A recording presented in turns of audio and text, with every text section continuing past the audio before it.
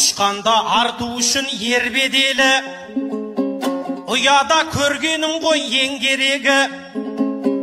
Мен өнерге баулығам 5 жасымнан, қамиятам қара сөз зергереді. Жадымда әлі күнге жаңғырып тұр жаттатқан қисса дастан термелері. Қыз күнінде ел нарқыз деп атаған дастаншы әжем аты Ермек еді. Әкем қоймай үйретті домбыраны, бас кезінде икемім келмеп еді.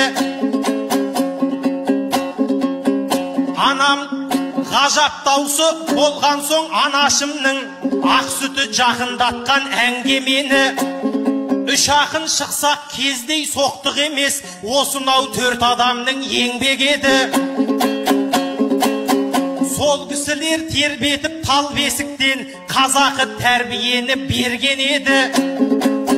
Негізі ағамда да ақындық бар, сменада боқпалып келмеп еді. Мен алғашқы айтысқа шыққанымда әкем маған ерекше сенген еді. Сенде ақын боласың аман жолдай деген сөзі әлі де дем береді. Тағдырға шара бар ма әкемді де 12 жыл өтіпті жерлегелі.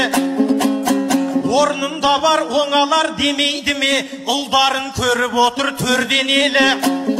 Қуанатын жағдай бір ғана емес, 3 ұлының биікке өрлегені. Мұңаятын бір жағдай әкеміздің көрермен боп осында келмегені. 3000 халық жиналған жыр сарайдан 300-ге тарайтұғын бұл айтысқа 3 ұлының шыққанын көрмегені. Әгигәгім, әгигәгім.